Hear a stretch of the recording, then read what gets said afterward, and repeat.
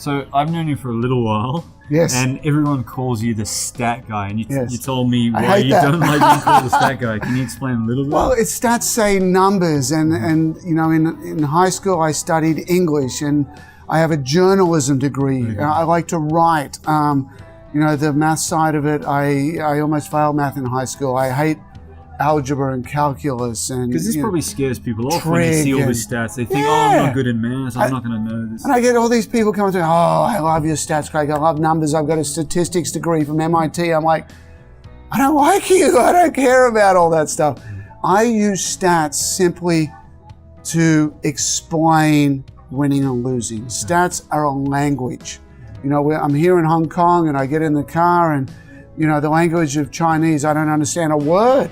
But the language of tennis is rooted in the numbers and the percentages, and to figure out, is it better to serve wide or down the tee? Is it better to forehand or backhand? Is it better to come forward or stay back? You know, we have numbers for those things. We don't need to guess anymore. Yeah, and for me it's fascinating, and I just want to know what you think, how long you think it's going to take for this kind of message and this, you know, transference of people thinking that they should be staying on the baseline, rallying all day, to actually using the numbers that you're showing to everyone, and they're not numbers that you created. Right. They're just facts. Well, our talk tonight, we had a large group here in the room. It was fantastic.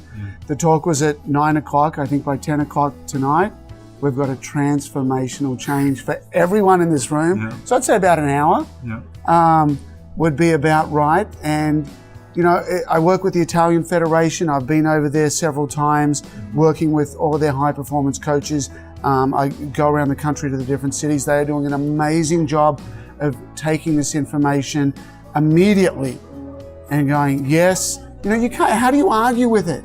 You know, it's not Craig's opinion. It's not, you know, what we think is better. Here is the facts of junior tennis and pro tennis, and here is the pathway.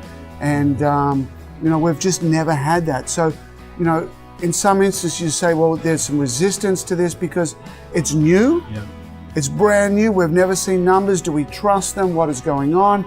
But coaches all over the world are doing an amazing job. They're starting to absorb it. They're starting to spread the message. And understand what, you know, is there a big difference between winning 55% of points for the year or 52%? It's monstrous. It's millions of dollars. You know, 1 or 2 points out of 100.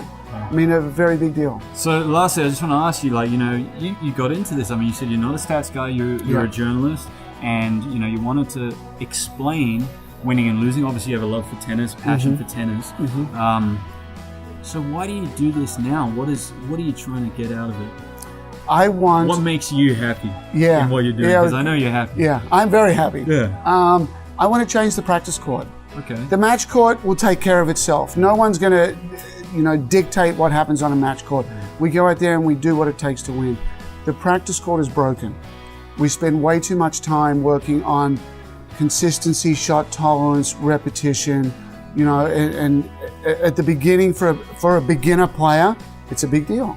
But once you develop, once you become a good competitive player, you're playing tournaments regularly, you've got to look at how the match is cut up and what's happening in competition, and then slice that, make derivatives of that, and then go to the practice court and be smarter with your practice. And I see so many kids leave our sport because they become disinterested, because they're only rallying, because you know, they're not winning. They're not able to be creative. They lose that variety. Exactly.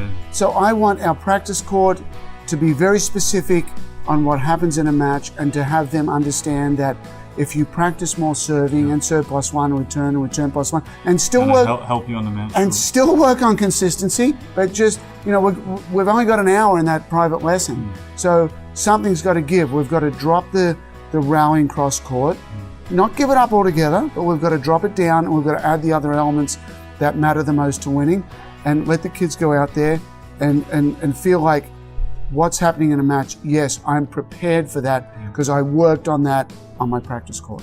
Craig, absolutely awesome. Loved it. Jason, thank you so much. Pleasure to be here in Hong Kong. Wonderful audience this evening. Thank you for putting it all together. It's been fantastic. I think everyone loved it. Yeah, and First strike tennis. Let's keep moving forward.